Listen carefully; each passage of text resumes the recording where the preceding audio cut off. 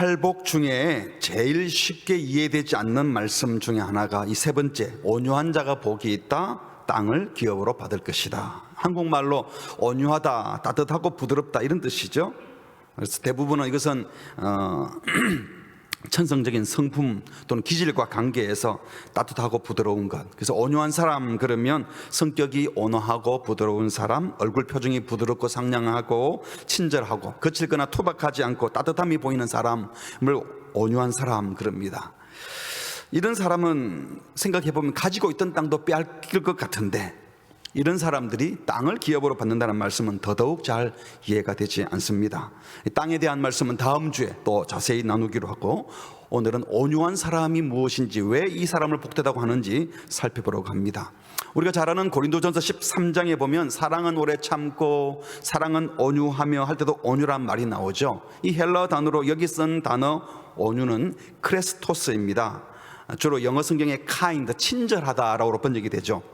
사랑스럽다, loving, mercy, 정이 많은 이런 뜻으로 많이 번역되고 있습니다. 그런데 팔복에서 온유는 이 프라우스입니다. 이것은 영어 성경에 humble, 겸손한, 또 gentle, 신사적인, 제일 많이 번역되는 것이 meek, 온순한으로 많이 번역이 됩니다. 그런데 이 온유라고 하는 영어 단어도 그렇고요, 이 온유라는 단어는 타고나는 기질, 성품이 아니라 잘 길들여진 이란 뜻을 가지고 있습니다. 그러니까 야생동물처럼 대들거나 포악하지 않고 순한 양이나 애완용 동물처럼 후천적으로 잘 길들여져서 주인의 말 잘 듣는 성품, 자기 고집 부리지 않고 함부로 화내지 않고 말수가 적고 부드러운 성품, 이걸 이제 가르칠 때 이 온유라는 말을 쓴다는 거예요. 그러다 보니까 사람들은 이 온유하다라는 말은 이 노예들처럼 주인의 말에 잘 길들여져 가지고 불이익을 당해도, 억울한 일이 있어도 반발하지 않고 그냥 참고 있는 모습, 그래서 비굴함 또는 굴종 정도로 생각하기도 했습니다. 그러다 보니까 예수님이 온유한 자가 복이 있다는 말은 이해가 잘 되지 않았던 것입니다. 그런 사람들이 땅을 차지한다, 더 이해가 되지 않았습니다. 땅은 강한 자, 힘있고 교활한 자들이 차지하는 것이 일상이지, 멍청하고 순박하고 주인이 시키는 대로 하는 사람들은 결코 땅을 차지할 수 없다고 생각했던 것입니다. 한때 세계 곳곳을 침략하고 대영 제국을 이루었던 영국에 대한 자부심을 가진 이 마크 트웨인이라는 사람이 선생인데 학생들 보고 그랬어요. 온유한 자가 땅을 기업으로 받는다, 이 예수님의 말씀은 바로 이 영국 사람을 두고 하신 말씀일 거라고. 그래서 한껏 자랑하듯이 말을 했더니 듣고 있던 한 인도 학생이 말하기를, 선생님, 영국 사람들이 세상의 온 땅을 기업으로 받았다고 자랑하고 싶을지는 몰라도 자기들 보고 온유하다라고 말하면 모욕감으로 느낄걸요? 라고 했다고 합니다. 영국 말의 뉘앙스가 온유하다가 그랬거든요. 그 대영 제국을 이룬 힘있는 민족이라는 소리는 듣고 싶지만 보복할 줄 모르고 참기만 하는 얼간이 같은 온유한 사람, 영국 말 뉘앙스로 그런 말 듣고 싶지는 않았다는 겁니다. 이러다 보니까 사람들은 온유한 사람들을 무시하는 경향이 있습니다. 이용해 먹긴 해도 자기가 온유한 사람 되고 싶지는 않다는 겁니다. 우리 목사님은 너무 온유해서 욕먹어도 화도 안 내고 손해보고 억울하고 그래도 다 용서해 주시고 기다려주고 불평하지 않으시고 정말 좋은 목사야. 온유한 목사를 칭찬은 하겠지만 만약에 내 자식이 딱 그렇게 하면 넌 말도 못하나, 바보같이 자기 밥그릇도 못 챙기나, 아이고 속 터져 하고 안타까워하지 않을까요? 그러다 보니까 우리 주변에서도 성령 충만한 종은 능력의 종, 불의 종, 신유의 종, 기적의 종, 말씀의 종, 이런 단어는 쓰지만 저분은 성령 충만하셔서 참 온유한 분이셔, 이런 식의 말은 잘 하지 않고 있지 않습니까? 크게 무언가 오해를 하고 있는 것입니다. 그렇다면 주님이 복되다고 말씀하셨던 온유한 자는 과연 어떤 사람을 가리킬까요? 먼저 예수님이 온유한 자가 복되다라고 말한 것은 온유함을 추구하라는 것이니까 이 말은 타고난 기질, 성격을 두고 하는 말씀은 분명히 아닌 겁니다. 하나님의 형상대로 지음받은 사람, 천국 백성이 마땅히 추구해야 될 모습으로서의 온유함을 말씀하신 것이 분명합니다. 그러니까 온유는 타고난 기질이나 성격이 아니라 신앙적으로 잘 훈련된 신앙 인품, 신앙 인격을 가리키는 겁니다. 또 신약 성경이 헬라어 그리스어로 기록되었지만 예수님이 당시 직접 하셨던 말은 히브리어 아람어였기 때문에 히브리어로의 이 온유한이라는 단어의 뉘앙스를 살펴볼 필요도 있습니다. 히브리어로 온유에 해당하는 단어는 아니, 이것은 이 가난한, 겸비한 이런 뜻을 갖고 있습니다. 그러니까 하나님의 인도하심을 받아들이는 이 순종과 관련이 있는 거죠. 그리고 팔복이 씌어진 이 신약 성경 그리스어에서 온유는 말씀드린 이 프라우스, 이것은 주로 무모하지도 비겁하지도 않는 중도를 행하는 미덕으로 생각하기도 했습니다. 그래서 헬라 철학자는 말하기를 온유한 사람은 절대로 분내지 않는 사람이 아니라 마땅히 분을 내야 할 사람에게 마땅한 이유로, 마땅한 방법으로, 마땅한 순간에, 마땅한 시간만큼만 분을 내는 사람이라고 말하기도 했습니다. 유대 배경의 탈무드에 보면 예루살렘에 있던 첫 성전이 파괴된 이유는 우상 숭배이지만 두 번째 성전이 파괴된 이유는 까닭 없는 정오다라는 말이 있는데요, 이런 까닭 없는 분노의 반대가 주님이 말씀하시는 온유라고 할 수 있습니다. 그러니까 언어적 배경에서 온유는 절대 화내지 않고 말수가 적고 조용하고 부드러운 성품을 가리키는 것이 아니라 마땅히 분노해야 할 때만 분노하는 사람을 가리킵니다. 왜냐하면 하나님의 인도하심을 받고 하나님의 정의를 믿고 신뢰하기 때문에 쉽게 분노하거나 요동하지 않고 하나님 편에 서서 마땅히 분노할 만큼만 분노하는, 다른 어떤 사람에게 길들여진 사람이 아니라 하나님의 뜻에 길들여져서 하나님의 뜻에 의연하게 순종하는 모습이 바로 온유라는 겁니다. 또 예수님은 항상 구약에서 예언 성취자로 오셨다고 말씀하셨기에 구약의 어떤 배경에서 말씀하셨는지 살펴보는 것도 필요하지요. 예수님께서 이 온유한 자가 땅을 차지한다고 인용하신 말씀은 시편 37편인데요, 거기에 보면 온유한 자가 어떠한 자인지 나옵니다. 이 시의 주제는 한 인간이 역경에 처해 있음에도 불구하고 선하신 하나님께서 의로운 자를 끝까지 보살필 것이라고 굳게 믿어서 악에게 휘둘리지 않고 오직 하나님의 인도하심을 받는 온유한 시인의 모습을 보여줍니다. 시편 37편 1절에 보니까 악을 행하는 자들 때문에 불평하지 말며 불의를 행하는 자들을 시기하지 말지어다. 그들은 풀과 같이 속히 배임을 당할 것이며 푸른 채소같이 쇠잔할 것이미로다. 여호와를 의뢰하고 선을 행하라. 땅에 머무는 동안 그의 성실을 먹을거리로 삼을지어다. 하나님의 의로우심을 믿기에 악한 자들의 불의 때문에 쉽게 불평도 시기도 하지 않고 성실히 선을 행한다는 겁니다. 4절, 또 여호와를 기뻐하라. 그가 내 마음의 소원을 내게 이루어 주시리로다. 내 길을 여호와께 맡기라. 그를 의지하면 그가 이루시고 내 의를 빛같이 나타내시며 내 공의를 정오의 빛같이 하시리로다. 여호와 앞에 온유한 사람은 잠잠하고 참고 기다리라.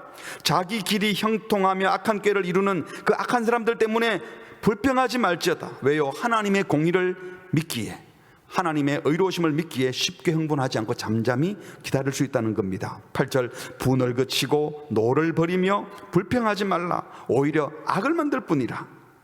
악한 자에게 악으로 대응하면 더 악만 만들어진다는 거예요. 진실로 악을 행하는 자들은 끊어질 것이나 여호와를 소망하는 자들은 땅을 차지하리로다. 잠시 후에는 악인이 없어지리니 내가 그것을 자세히 살필지로다. 또 없으리로다. 그리고 11절에 이렇게 말합니다. 같이 할 것이 시작. 그러나 온유한 자들은 땅을 차지하며 풍성한 화평으로 즐거워하리로다. 그러나 온유한 자들이 누굽니까? 누가 땅을 차지한다고요? 악인이 아니라 여호와를 소망하며 잠잠히 주의 뜻을 따르는 자, 악인들의 일에 불평하지 않고 끝까지 하나님을 신뢰하는 자, 그들이 땅을 차지한다는 것입니다. 그러므로 온유라고 하는 것은요, 소심하다, 수동적이다, 조용하다 이런 식의 성품만을 말하는 것이 아니라 하나님께서 반드시 공의로 심판하시고 하나님께서 반드시 자기 백성을 보살피시고 복 주실 것이라는 확신 속에서 하나님의 때를 잠잠히 기다리는 태도를 말합니다. 그래서 온유한 사람은 포악한 사회 속에서 폭력 행사하지 않고 더 소유하려고 혈안이 된 경쟁 그 싸움에 말려들지 않습니다. 그들과 싸우려고 하는 게 아니라 하나님께 반응하는 자이기 때문입니다. 하나님을 신뢰하기 때문에 평정심을 유지할 수 있는 겁니다. 하나님 한 분 때문에 지금 상황에 감사하며 하나님이 주시는 위로로 즐거워할 수 있는 사람이 바로 온유한 사람입니다. 그러므로 온유한 자는 겸손히 하나님을 찾고 하나님을 신뢰하며 하나님의 의에 반응하는 사람, 하나님께 반응하는 자입니다. 그래서 이 온유한 사람은 무모하지 않아요. 그렇다고 비겁하지도 않습니다. 말할 때 말하는 겁니다. 온유한 사람은 내한테 행해진 불의에는 쉽게 분노하지 않지만 다른 이들에게 가해지는 불의, 하나님의 공의가 실현되지 않는 상황 속에서 하나님의 의를 따라, 내 감정을 따라가 아니라 하나님의 의를 따라 분노할 줄 아는 사람이 온유한 사람입니다. 그 분노의 잣대가 내 기분이 아니게요, 내 마음에 든다 안 든다가 아니라 내 감정, 내 의가 아니라 하나님의 정의이고 하나님의 뜻이기 때문에 분노해도 흥분해서 자기를 간수하지 못하지 않고 마음이 요동치 않는 겁니다. 그러므로 예수님이 말씀하신 온유를 다시 정리해 보면, 먼저는 기질이나 천성을 가리키는 것이 아니고 거칠지 않다, 부드럽다 이런 것이 아니라 잘 훈련되어진 다듬어진 신앙인격을 가리키는 거예요.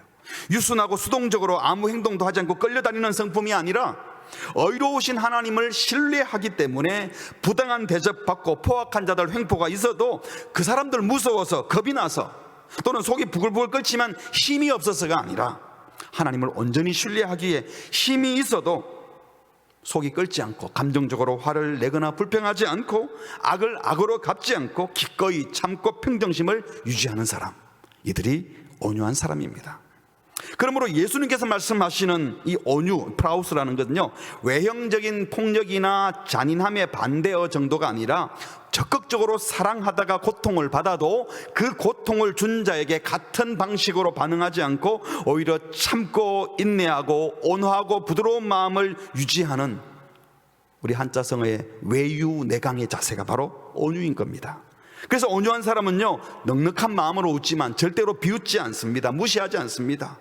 다른 사람의 마음을 진심으로 편안하게 해주면서도 악한 자에게는 절대로 휘둘리지 않습니다. 오직 하나님의 인도하심을 받고 있기 때문입니다. 평소에 온유하다가 갑자기 화난 모습을 보면 무섭네, 저 사람도 한성질하네, 이건 온유한 게 아니죠. 그냥 기질이 온유한 것이고, 주님이 말씀하시는 온유는 언제든지 주님 편에 서 있는 사람입니다. 그러므로 온유는 절대로 약자의 모습이 아니라 진짜 영적으로 강한 영적 강자의 모습입니다. 억울하고 부당하다는 생각 때문에 속이 부글부글 끓을 때 내가 힘만 있으면 저런 것들을 확 밟아버리는데 하고 독을 품고 있다면 이건 온유가 아니에요.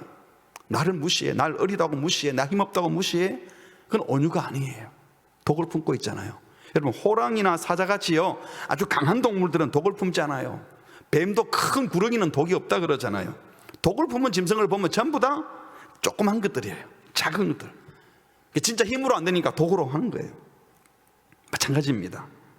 언젠가 내가 원수를 갚을 것이라고 하는데 내가 지금 힘이 없어서 원수를 못 갚으니까, 용서하지 못하니까 마음에 독을 품고 있는 자들, 언젠가는 내가 하고 일을 가는 자들, 이들은 다 약한 자들의 모습입니다.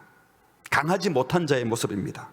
그러나 온유한 자, 진짜 강한 자는 거짓말로 누가 나를 속이고 악으로 대하려고 할 때 저 사람은 거짓말하지 않으면 날 못 이기니까 저런 식으로밖에 안 하는구나, 불쌍한 인생이구나 하고 가볍게 여기는 겁니다. 이것이 진짜 강한 자, 그러나 온유한 자의 자세입니다. 아량을 베풀고 부당한 대우 앞에 똑같은 방식으로 맞서거나 보복하지 않고 사랑으로 대하는 온유한 자가 진짜 강자요, 주님이 말씀하시는 복된 자인 줄 믿습니다. 온유함, 화낼 줄 몰라서, 성질이 원래 조용해서 약해서 불의 앞에서 말도 못하는 그런 사람이 아니라 하나님을 신뢰하기 때문에 악으로 악을 갚지 않고 하나님의 공의의 심판을 믿고 보복하지 않고 오히려 사랑으로 대하는 것을 말합니다. 그러므로 온유한 사람은 자기가 당한 불이익에 대해서는 분노하지도 불평하지도 않지만 하나님의 공의가 시행되지 않고 다른 사람이 부당한 대우를 받아 고통당하는 것을 볼 때는 분연히 일어나서 정의를 시행하는 것입니다. 그래서 온유한 예수님은요 화내셨어요. 누구한테? 바리새인 서기관들의 외식에 분노하셨습니다. 가까이 다가오는 어린아이들을 막는 타성에 젖은 제자들에게 분노하셨어요. 성전을 모독하는 이 장사치들을 내쫓으셨습니다. 십자가의 길을 막는 베드로에게는 사탄아 물러가라 라고 말씀하기도 하셨습니다. 이런 예수님께서 자기 스스로를 뭐라고 말씀하셨습니까? 수고하고 무거운 짐진 자들아 다 내게로 오라, 내가 너희를 쉬게 하리라. 여러분, 무거운 짐진 자들의 짐을 덜어주려면 우리 생각에는 힘이 세고 강해야 남의 짐을 덜어줄 것 같은데, 다른 이들의 짐을 덜어주겠다고 말씀하시는 주님께서 나는 마음이 온유하고 겸손하다라고 말씀하셨습니다. 우리 인생들이 지고 있는 짐은, 그 무거운 짐은 사실 물리적인 힘이 아니기 때문에, 세상의 권력과 힘으로 져줄 수는 없는 짐이기 때문에 온유하신 주님께서 우리 대신 조롱받으시고 대꾸하지 않으심으로, 우리 대신 죄값을 치르심으로 우리 죄짐을 감당해 주신 것입니다. 제사장들이 신성모독죄를 지었다고 거짓 정인을 내세워 모함하고 얼굴에 침을 뱉고 주먹으로 치고 손바닥으로 때려도 반응하지 않으셨습니다. 힘이 없어서 그랬습니까? 제자들이 배신해도 독을 품지 않았습니다. 포기한 겁니까? 아닙니다. 예수님을 메시아라고 따라다니던 군중들이 십자가에 못 박으라고 소리를 지르고 배신해도 원망하지 않으셨습니다. 군병들이 옷을 벗기고 홍포를 입히고 가시 멜류관을 씌고 갈대를 손에 들려놓고 왕이시여 하고 무릎을 꿇고 절하고 희롱을 해도, 침 뱉고 저주해도 대꾸하지 않았습니다. 십자가에 달려 계신 동안에도 지나가는 사람들이 성전을 들고 사흘 만에 짓는 사람이여 네가 하나님의 아들이라면 당장 뛰어내려와서 너부터 구원해라, 그래도 십자가에 내려오지 않으시고 끝까지 십자가의 고통을 다 감당하셨습니다. 어떻게 해서 그렇게 하실 수 있으셨습니까? 예수님은 사람들의 공격과 조롱과 그 비난에 반응하지 않고 아버지께 반응했습니다. 아버지의 뜻에만 반응했습니다. 아버지께 주신 사명에 충실했습니다. 자기 의에 충실한 것이 아니라 하나님의 의가 이루어지기를 구했습니다. 이것이 온유한 주님의 모습입니다. 사도 바울은 예수님의 이러한 온유한 모습을 근거로 이렇게 우리를 교훈합니다. 로마서 15장 1절입니다. 믿음이 강한 우리는 마땅히 믿음이 약한 자의 약점을 담당하고 자기를 기쁘게 하지 아니할 것이라. 이 강한 우리는 남을 기쁘게 해야 된대. 우리 각 사람이 이웃을 기쁘게 하되 선을 이루고 덕을 세우도록 할지니라. 3절 같이 읽을까요? 그리스도께서도 자기를 기쁘게 하지 아니하셨나니 기록된 바 주를 비방하는 자들의 비방이 내게 미쳤나이다 함과 같으니라.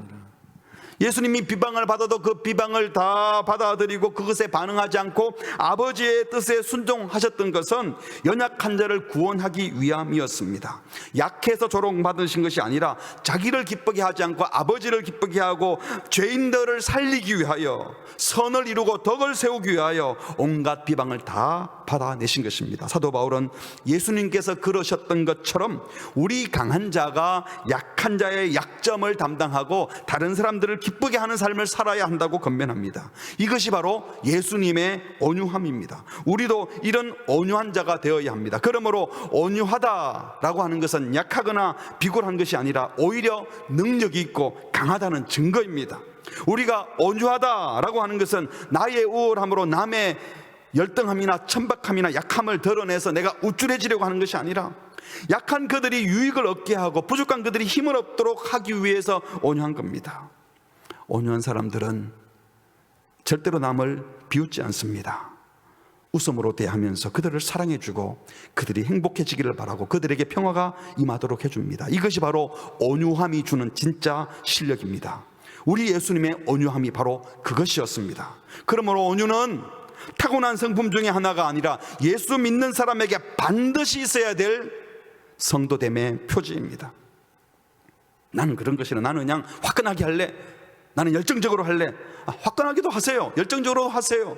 그러나 온유함은 포기할 수 없는, 주님이 복이라고 말씀하시고 예수님 스스로 온유하다고 말씀하셔서 우리가 반드시 따라야 될 주님의 성품입니다. 본성적인 성품이나 기질과 상관없이 우리 모든 그리스도인들은 우리의 사고방식, 말투, 얼굴 표정과 삶의 방식에서 억울하다는 생각으로 보복하거나 상처 입었다고 하면서 분노한 사람의 모습을 보여주어서는 안 됩니다.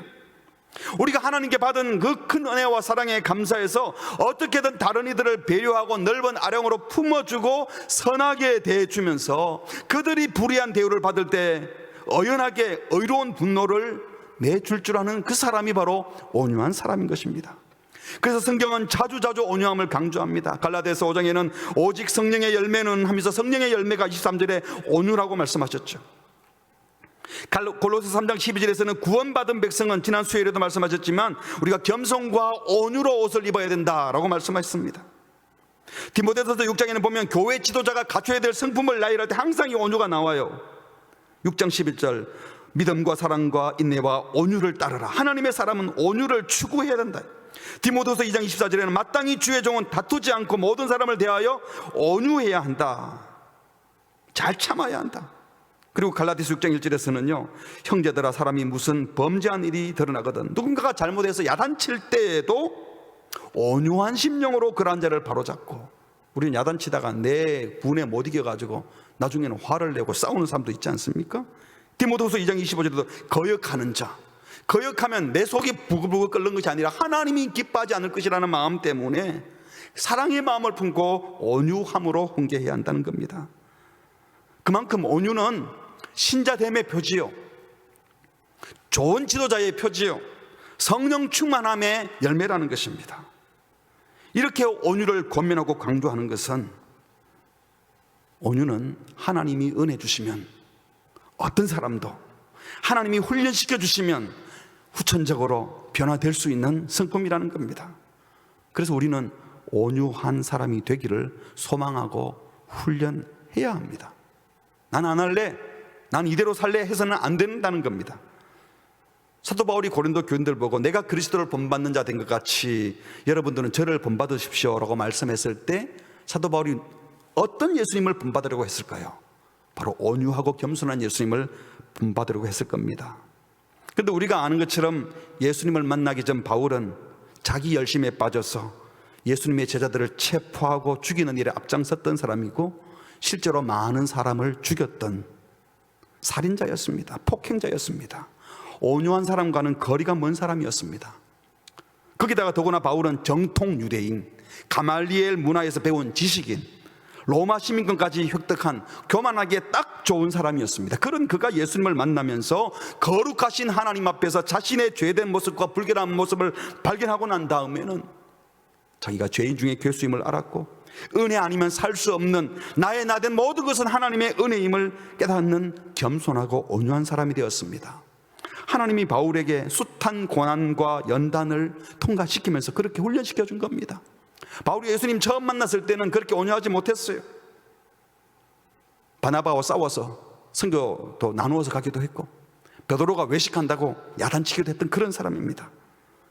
그런데 그런 바울이 점점 바뀌어지는 겁니다. 고린도전서에는 보면 자기가 사도 중에 가장 작은 자라고 했다가 시간이 지나고 난 다음 에베소에는 성도 중에 지극히 작은 자다, 나중에 순교를 앞둔 때에는 나는 죄인 중에 괴수다 라고 말하기도 했습니다.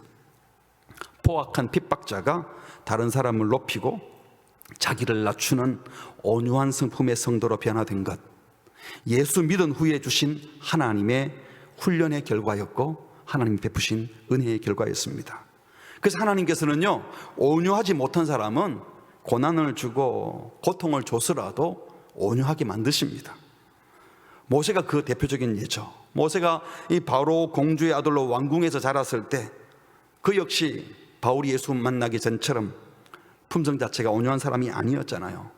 애굽 사람과 이스라엘 사람이 싸우는 것을 보고 자기 마음속에 유대인의 피가 흐르니까 분노해가지고 애굽인을 그 자리에서 쳐 죽였던 살인자였습니다. 그 역시 이 일 때문에 모세가 미디안 광야로 도망가서 40년 광야 생활하면서 화려했던 이 왕궁 생활 다 잊어먹고, 인맥도 다 끊어지고, 학문은 물론 언어도 다 잊어먹어 버렸어요. 여러분 40년간 외국 땅에 가서 광야 생활하면요 말 다 잊어먹습니다. 그러니까 하나님이 부를 때 저 말을 못한대요 라고 그랬잖아요. 젊음의 패기도 사라지고 광야에서 만난 여인과 결혼해서 양치는 목자로 그냥 살고 있는, 그야말로 다 잃어버린 촌부였습니다. 소위 자신감, 오만함, 혈기, 우리말로 하면 독을 싹 다 빼버렸습니다. 하나님이 이스라엘의 출애굽 지도자로 부를 때 모세가 한 말이 뭡니까? 저 못해요, 못 갑니다, 저 같은 사람이요 라고 말했는데 이게 진짜 그랬습니다. 하나님 어쩌면 모세가 이런 식의 대답을 할 때까지 기다렸던 거예요. 지임으로 하려고 할 때는 광야로 쫓았다가 다 내려놓았을 때 가라고 말합니다. 3번이나 말씀했지만 3번 다 못한다고 하니까 3번 다 표적을 보여줬잖아요. 던진 지팡이가 뱀이 되고 다시 또 돌아오고 손을 넣었다가 뺐다가 나병이 들었다가 살아났다가 강물이 피가 되는 표징을 보여주고 그래도 끝까지 못 간다니까 나중에는 죽여버리겠다라는 말을 할 만큼 참으로 가난한 심령이 될 때까지 기다렸던 겁니다. 하나님의 말씀을 듣고 바로에게 갑니다. 자기 힘으로 가는 것이 아니라 주님의 능력을 믿고 가서 바로에게 내 백성을 내놓아라. 모세의 말을 바로가 들을 리가 없습니다. 그 일 때문에 모세는 더 원망을 들어요. 왜냐하면 바로가 백성들을 더 학대했기 때문에. 초기부터 모세의 리더십에 위험이 생겼습니다. 그러나 꿋꿋이 하나님의 대언자가 되어 하나님이 말씀하신 대로 애굽의 10가지 재앙을 차례대로 내립니다. 끝까지 거부하던 바로가 마침내 자기 아들이 죽게 되니까 그제서야 항복하죠. 그 숱한 위협과 공격 앞에서 모세는 흔들림 없이 주님께 계속 순종했습니다. 그렇게 출애굽했지만 그 승리의 기쁨은 잠시뿐이고 이스라엘 백성의 원망과 불평은 계속되어 갔습니다. 홍해를 건너기 직전에 뒤쫓아오는 군대를 보고 우리를 이 바다에 다 빠뜨려 죽이려고 그러냐, 애굽에 매장지가 없어서 그냥 이 광야에 죽이려고 하느냐, 먹을 것이 없다고 불평하고 우리를 굶겨 죽이려냐고 불평하고 마실 물이 없다고 불평하고 나중에는 물이 쓰다고 불평하고 고기 먹고 싶다고 불평하고 파와 부추와 마늘 먹고 싶다고 반찬은 안 주냐고 불평하고 나중에는요 만나 매일 먹으니 너무 지겹다, 딴 건 없느냐고도 불평했습니다. 그러나 그때마다 하나님께서 은혜를 주시고 채워주셨습니다. 그들 앞에 움직이는 불기둥 구름기둥을 자기 눈을 통해서 하나님의 임재를 직접 목격하면서도 매일 내리는 만나를 통해 하나님의 성실함을 자기들이 확인하면서도 백성들은 끊임없이 모세에게 불평했고 모세는 그 불평을 다 받아내어야 했습니다. 아마도 모세는 이 불평하는 백성들을 보면서 저게 내 모습이구나 생각했을지 모릅니다. 한 번은 너무 힘들어서 하나님, 제가 이 백성들을 내가 잉태하고 낳았습니까? 저보고 어쩌란 말입니까? 안타까이 부러 죽기도 했지만 그는 백성들의 모습이 바로 자신의 추한 모습인 줄 알고 오히려 하나님께 더 의지하고 약속에 신실하신 하나님, 정의롭고 자비와 긍휼이 한이 없으신 하나님을 경험했습니다. 이런 과정을 통해서 모세에게 있던 다른 분노와 불평과 잘못된 독들이 싹 빠지고 하나님만 의지하는 온유한 자로 빚어가신 겁니다. 그래서 민수기 12장은 불평의 역사가 계속되다가 광야 노중에 모세의 누이 미리암과 형 아론이 한 번은 덤벼들죠. 하나님이 너하고만 말했냐? 우리하고도 말씀하지 않았냐? 왜 너 혼자 지도자 노릇하려고 하느냐? 우리를 왜 무시하느냐? 다른 사람도 아니고 친형제 자매가 이렇게 공격해올 때 얼마나 힘이 들었겠습니까? 그런데 모세는 이 아론과 미리암의 비난에 아무 대꾸를 하지 않습니다. 얼마든지 변명할 말이 있었지만 모세는 대꾸하지 않고 가만히 그 비난을 받아내었습니다. 민수기 12장 3절에 이런 모세를 가리켜 하나님이 말씀하셨죠. 같이 할까요? 시작. 이 사람 모세는 온유함이 지면의 모든 사람보다 더하더라. 이 세상에 그 어떤 사람보다 모세가 가장 온유한 사람이다. 온유한 사람의 대명사로 모세를 내세웠습니다. 모세가 천성이 온유해서가 아니라는 거예요. 가난한 심령이 되어 하나님만 의지하고 하나님의 인도하심만 받기로 작정하고 하나님의 의로우심과 선하심을 믿고 신뢰해서 온유한 사람으로 바뀌어진 것입니다. 그래서 억울한 일이 있어도 말도 안 되는 공격을 받아도 분노하지 않고 넉넉히 받아내는 온유한 사람이 될 수 있었던 것입니다. 여러분, 사람들이 온유하지 못한 이유는 아직 자기가 살아있어서 그렇습니다. 자기 의가 살아있어서 그래요. 하나님의 의가 아닌 내 의가 살아있고 내 마음에 안 든다, 내 판단이 옳은데 내 의가 기준이 되어 있는 거예요. 그러니까 내 기분에 맞지 않으면, 내 감정에 맞지 않으면 짜증내고 분노하고 화내는 겁니다. 그래서 조금만 부당하다는 생각이 들면, 누가 날 무시한다고 생각 들면, 누가 내 기분을 건드린다고 생각하면 내가 기준이기 때문에, 내가 살아있으니까, 내 의가 기준이니까 분을 참지 못하고 다 표현하는 겁니다. 그런데 온유한 사람은 말도 안 되는 원망과 끝도 없는 비난 앞에서 보복하지 않고 그들의 공격하는 공격에 똑같은 방식으로 반응하지 않습니다. 마음이 민감하지 못하고 무뎌서가 아니라, 천성이 착해서가 아니라, 분별력이 없어서가 아니라, 바보 같아서가 아니라 하나님의 은혜를 경험하면서 모세는 깨달은 거죠. 인생 별거 없다. 이 땅에서 뭐 얼마나 오래 산다고 바둥거리며 비난하고 화내고 대적하고 원수 같고 그렇게 피곤하게 살겠는가. 오래 살아봤자 80인데 하면서 인생의 덧없음을 깨달았던 겁니다. 내가 심판자가 되어 분노할 일이 아니라, 사람들의 불의에 내가 반응할 것이 아니라 은총 베푸신 하나님께 반응하고 하나님께서 하실 일을 기대하며 나는 하나님의 일을 따라간다라는 인생, 그런 인생을 살기로 작정했기에 그는 온유할 수 있었던 겁니다. 그 모세가 쓴 시편 90편이 이런 배경에서 나온 겁니다. 3절을 보시면 주께서 사람을 티끌로 돌아가게 하시고 말씀하시기를 너희 인생들은 돌아가라 하셨사오니 주의 목전에는 천년이 지나간 어제 같으며 밤의 한순간 같을 뿐입니다. 쭉 넘어가셔서 9절입니다. 우리의 모든 날이 주의 분노 중에 지나가며 우리의 평생이 순식간에 다하였나이다. 우리의 연수가 70이요 강건하면 80이라도 그 연수의 자랑은 수고와 슬픔뿐이요 신속히 가니 우리가 날아가나이다. 11절 같이 할까요? 누가 주의 노여움의 능력을 알며 누가 주의 진노의 두려움을 알리이까. 우리에게 우리 날 계수함을 가르치사 지혜의 마음을 얻게 하소서. 모세가 하나님의 훈련으로 온유한 자가 되고 나니 이렇게 말할 수 있었습니다. 젊었을 때 흥분하고 날뛰던 사람들이요, 팔다리에 힘이 빠지고 눈도 잘 안 보이고 야단칠 힘도 없고 이제 소리 질러도 사람들이 겁도 내지 않고 그러면 자연히 조용해져요. 주님께 갈 날이 얼마 안 남은 사람들은 대부분 온유합니다. 병상에 누워있는 사람은 웬만하면 온유합니다. 누가 뭐라 그래도 이제 떠나갈 사람인데 하면 참아집니다. 내가 가든지 그 사람이 먼저 가든지 이제 우리 모두 하나님의 심판대 앞에 설 사람들인데 자기들끼리 눈에 레이저 쏘가며 분노하며 싸울 이유가 없다는 것을 깨닫는 것이죠.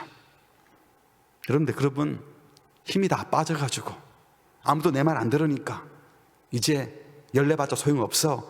그래서 온유해지는 사람이 되겠습니까?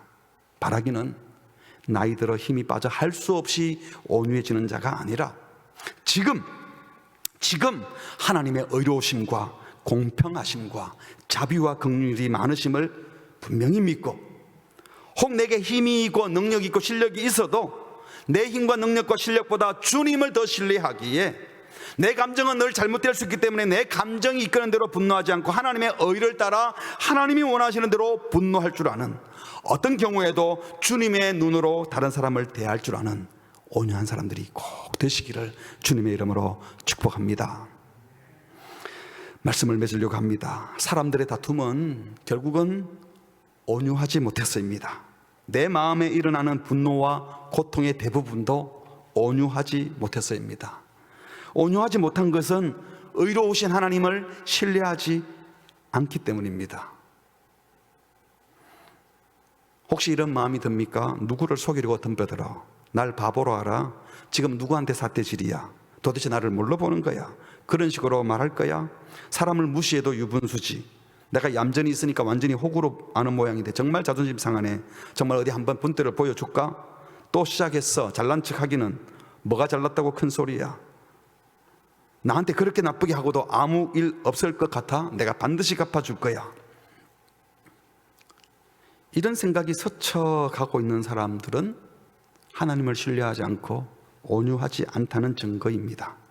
경쟁심, 약삭 빠름, 눈치 빠르게 대처함, 공평함을 요구하고 공평한 대우를 계속 기대하며 억울하다고 말하는 것, 이것은 하나님의 의가 기준이 아니라 자기 의가 기준이기 때문입니다. 여러분, 복된 성도, 복된 신자의 모습은, 복된 교회의 모습은 세상을 향하여 자기 것 잘 챙기고 눈치 빠르게 행동하고 세상이 우리를 불공평하게 대하지 못하도록 힘을 쓰는 사람들이 아니라 십자가의 정신으로 저들은 품고 사랑하는 사람들이고 끝까지 배려하는 사람들이야. 뭘 믿는 구석이 있는 것 같아. 이 상황에도 저런 걸 보니까 자기들이 믿는 뭐가 있는 것 같아 라고 하여 주님을 증거해야 하는 것입니다. 온유하지 못한 태도는 절대로 복이 될 수 없습니다. 나도 불행해지고 세상도 불행해지고 복음도 가로막는 것입니다. 그러므로 사랑하는 성도 여러분, 먼저 온유한 사람이 되기를 사모하시기 바랍니다. 온유함이 복된 것은, 온유함이 바보처럼 보여도 그것이 결국 우리 예수님이 우리를 대하셨던 방법이고 모든 문제를 없애는 최고의 방법이고 영적으로 강한 자의 모습이며 모든 문제를 품는 큰 그릇의 모습이기 때문입니다. 지금 세상에는요, 논리에 강한 그리스도인이 필요한 게 아닙니다. 바른말 큰소리 잘하고 절대로 손해보지 않고 자기 것 잘 챙기는 지혜로운 그리스도인이 필요한 게 아닙니다. 그러면 복음이 증거될 것 같습니까? 아니요. 온유한 그리스도인이 필요합니다. 그래야 복음이 증거되고 그래야 온유하신 예수님이 증명이 되는 것입니다. 이를 위하여 기도하고 훈련하고 자기를 다듬어 가시는 주님께 잘 길들여진 우리 성도 개인을 보아도, 우리 교회가 하는 행태를 보아도, 우리의 사역을 보아도 온유하고 겸손하신 예수님을 증거해내는 우리 모두가 되기를 바랍니다. 두 번째로, 온유함은 절대로 약자가 아닙니다. 정말 강한 자, 영적 강자입니다. 영적 강자가 되십시오. 여러분, 영적 강자는요, 다른 사람을 제압하는 자가 아니라 품는 자입니다. 힘으로 제압하는 것은 세상이 하는 것이고, 짐으로 영적으로 강자는 온유하신 그분이 우리의 모든 죄짐을 감당하셨던 것처럼 강한 자로서 약자의 짐을 지어주는 겁니다. 예수님께서 온유하셨기에 빌라도 앞에 섰을 때 여러분, 누가 안절부절 못한 것 같아요? 빌라도입니까? 예수님입니까? 빌라도가 예수님을 재판한다고 서 있지만 사실은 지금 빌라도가 더 두려워합니다. 황제 케사르한테 찍힐까 봐 두렵고요, 백성들이 밀란을 일으킬까 봐 두려웠고, 내 자리 잃을까 봐 두렵고요. 아니, 지금 내가 지금 예수를 재판한다고 했는데 예수가 담담하게 서 있으니까 그 힘없고 매맞고 있는 예수님이 두려운 겁니다. 누가 강한 겁니까? 온유함은 결코 약함이 아닙니다. 화낼 줄 모르고 기죽어 사는 사람이 온유한 사람이 아니라 흔들림 없이 하나님의 의를 추구하며 마땅히 분노할 때 분노할 줄 아는 사람, 내 밥그릇 챙기기 위해서가 아니라 이웃을 복되게 하기 위해서 분노하며 그 어떤 상황 속에서도 품어주고 따뜻이 사랑하며 예수님의 모습을 드러낼 수 있는 자가 영적 강자요 오주한 자입니다. 우리 모두 그런 영적 강자가 되시고 온유한 성도가 되셔서 세상을 복음으로 섬기며 세상을 복되게 하는 복된 성도들이 되시기를 주님의 이름으로 축복합니다. 아멘. 우리 함께 고백하겠습니다. 겸손히 주를 섬길 때 괴로운 일이 많지만 구주여 내게 힘주사 감당하게 해주십시오. 인자한 말 가지고 사람 감화시키고 갈 길 잃은 무리들을 겸손한 말로 변화시키게 해주십시오. 우리 구주의 귀한 인내를 깨달아 알게 해주시고 구주와 함께 살면서 평강을 얻게 해주십시오. 믿음으로 함께 고백하겠습니다. 겸손히 주를 섬길 때 괴로운 일이 많으나 구주여 내게 힘주사 잘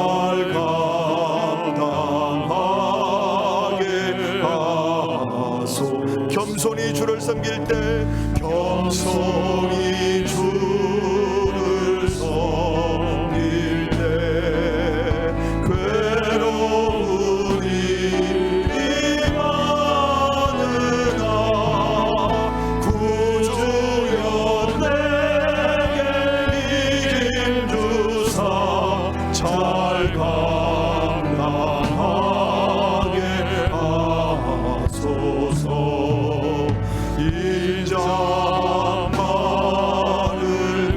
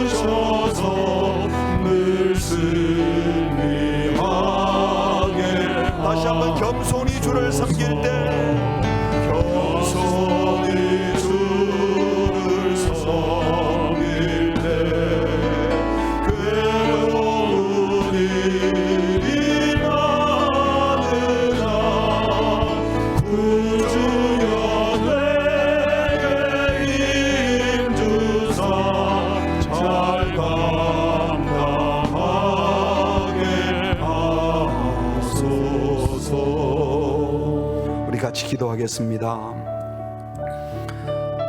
요즘 세상에 기독교를, 그리스도인들을 비난하고 욕하고 또 사실에 근거하지 않는 일들로 우리를 비난하기에 우리가 억울한 생각이 들고 답답한 생각이 참 많이 들지요. 어쩌면 그들이 정략적으로 혹시나 그런다면, 그렇다고 해서 우리도 그들은 방식으로 대적하는 것은 성도의 반응 방식이 아닌 겁니다.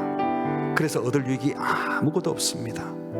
오히려 억울할 때, 고통당할 때, 우리가 핍박받는다고 여겨질 때 그리스도의 온유함과 겸손함, 원수까지도 사랑하셨던 우리 예수님의 그 모습이 무엇인지 떠올리며 이럴수록 본질에 집중해서 예수님이 복되다고 하는 그 온유한 사람 되기를 사모하고, 내 감정과 내 판단과 내 의에 반응하지 않고 하나님의 의에 반응하고 하나님의 마음에 반응해서 그들까지도, 원수까지도 품는 영적 강자가 되게 하옵소서.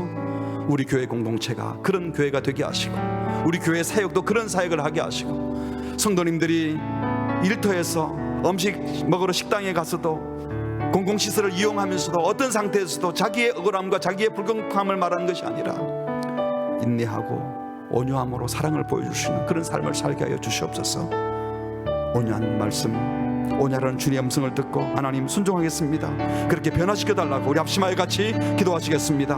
하나님 아버지, 오늘도 온유하고 말씀하신 주의 음성을 듣게 하시니 감사합니다. 온유한 자, 온유한 백성, 하나님 온유함을 추구하게 하여 주시옵소서. 온유함의 짐으로 영적 강자인 줄 알고 참으로 영적 강자가 되게 하시고, 세상의 악에 휘둘리지 말게 하시고, 하나님의 말씀에서 주의 은혜에서 하나님이 은혜를 베풀어 살게 해주시고, 주의 은총을 베풀어 주시고, 하나님 도와주시옵소서. 주님 도와주시고, 주님 은혜를 베풀어 주시옵소서. 하나님의 말씀 주님 도와주시옵소서. 주의 어려움 은혜를 베풀어 주시고, 주의 은혜를 하나님 주를 사모하고 살아갈 수 있도록 주여 도와주시옵소서. 우리 예수의 임하여 주시고 우리에게 말씀하여 주시옵소서. 하나님 그 정성이 쉽지 않지만 우리 할 수 없지만 주님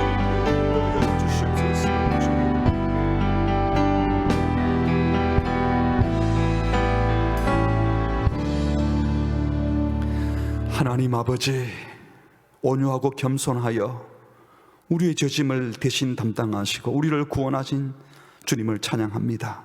온유한 주님으로 인하여 구원받은 우리도 주께서 우리를 대하셨던 방식을 따라 우리의 감정과 내 의에 반응하지 아니하고 주의 뜻에 반응하며 끝까지 주의 말씀 안에서 사랑하고 마땅히 분노할 때 분노하며 하나님의 공평과 정의를 나의 억울함 푸는 데 사용하지 않고 이 땅에 하나님의 뜻이 실행되는 데 사용하려고 하는, 참으로 하나님 나라를 갈망하는 온유한 주의 백성들이 되게 하여 주시옵소서.